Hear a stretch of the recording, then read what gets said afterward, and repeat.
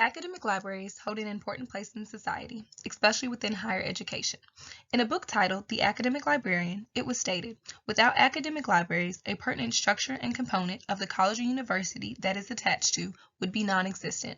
Therefore, challenges within the sector need to be addressed to ensure the value of academic libraries is not lost.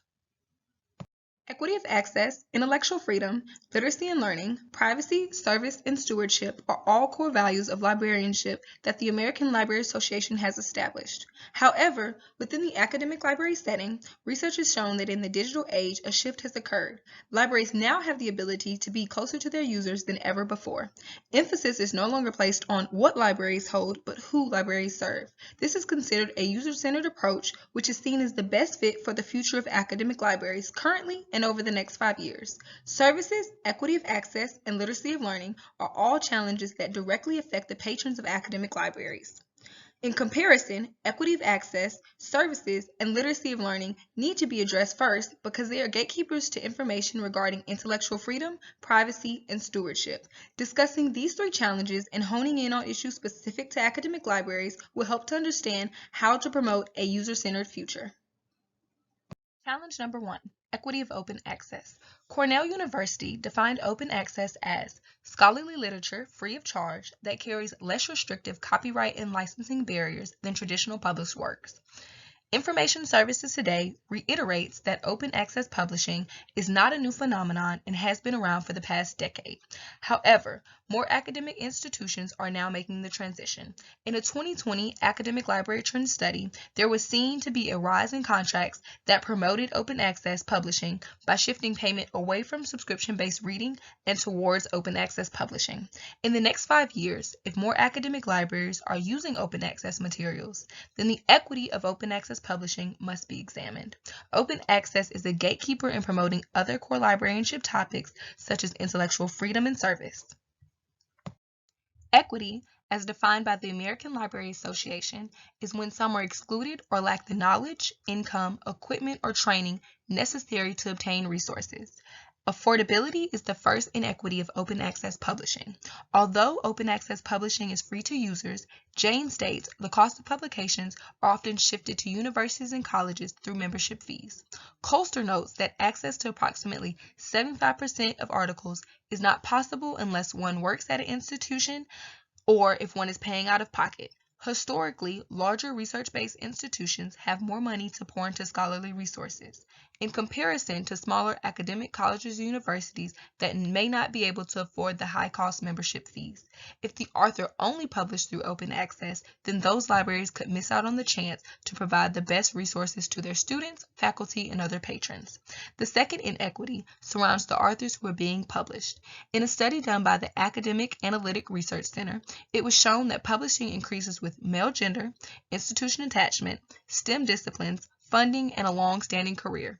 If open access publishing is not being equally inclusive to all authors, then academic libraries would be promoting an entity that is not equitable and would be breaking a core value.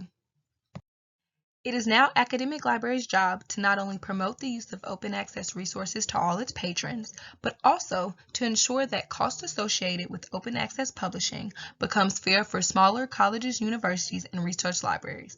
In addition to making sure open access publishers promote resources from researchers from all walks of life so that academic libraries can provide equitable resources to all their patrons.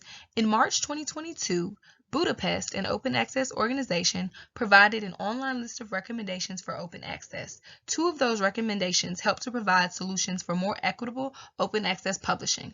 Academic libraries need to look for open access publishers who, short-term, favor inclusive authors, and long-term, academic libraries need to provide education that promotes knowledge about open access publishing to institutions, in addition to providing funding to smaller libraries to reduce the economical gap for supplying open access resources.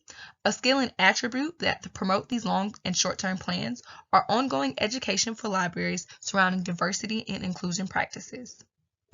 The second challenge that is currently and will be important in the next 5 years to academic libraries are services. Services in this context are the resources that academic libraries provide to students, faculty, researchers, and other patrons. Why is it a challenge? The 21st century has digitalized the world, and the library holds no exception. As digital content and accessibility outside of the academic library increases, services are no longer all about providing physical books or resources. As Evans and Schoenfeld stated, the library still physically occupies a central position on campus, but most user activity takes place in highly decentralized virtual environments. Academic libraries today find themselves at a crossroads as they repurpose spaces to accommodate a future featuring many fewer volumes and using a much different service model. Academic libraries are now being posed with the question, how to keep students involved. Libraries are now having to think outside of the traditional services that were once offered to their patrons. Institutions are increasingly looking at ways to support students holistically. Focusing on student well-being was seen as a 2020 academic library trend and will still be a relevant challenge in the next 5 years. According to Vendetti, the well-being of students is important because it is a positive factor in success and retention. Multiverse spaces could provide a long-term way to not only cater to students' well-being, but also provide a method to get patrons back into using the physical space of the library. Some examples of multiverse spaces that Arthur Gayton discusses are cafes, museums, theaters, and collaborative study spaces. The goal of multiverse spaces is to provide a needed service to patrons within the library. By providing multiverse spaces, academic libraries could not only get patrons back into using the library, but it would also offer non-traditional services that would give users an expanded mindset of what academic libraries in the 21st century can provide. With more patrons coming into the library, more in-person promotion for other services in academic libraries such as open access resources could occur. A short-term plan would be for academic libraries to increase their partnerships with campus and community organizations to find out what services that students have a need for. Long-term, those partnerships would be analyzed and spaces within the library would be made accordingly based off those needs. User assessments could be performed to achieve this. The third challenge is information literacy and learning. The American Library Association defines information literacy as a person being able to recognize when information is needed and have the ability to locate, evaluate, and use effectively the needed information. Most academic libraries provide a research and instruction component that teach information literacy to users. This is taught because a core value of librarianship from ALA is to promote lifelong learners. However, technology advancements and changes in user needs and expectations are impacting information literacy courses taught by librarians at a drastic rate. Some universities and colleges are seeing a decline in requests for courses. However, information literacy education is needed more than ever during the digital age. With the influx of access to information, students and other patrons in academic settings need to know how to effectively recognize, evaluate, and use information sources in and out of the classroom. Technology advancements occur every day. In the next 5 years, reestablishing the values that these courses provide to colleges and universities will be vital. Academic libraries are now faced with the challenge of evolving information literacy instruction to be more student-centered to demonstrate the value and necessity of these courses. Faculty such as professors may not understand the importance of having information and literacy classes taught by librarians. A short-term plan would be to increase collaboration with them. This collaboration could show how important it is for students to spend class time learning how to become information literate. Long-term, librarians need to focus on student-centered instruction to demonstrate the value of information literacy to promote lifelong learners. Some skills and attributes that will make these plans possible are education on effective searching skills and instruction, and participating in ongoing research and education on information literacy standards.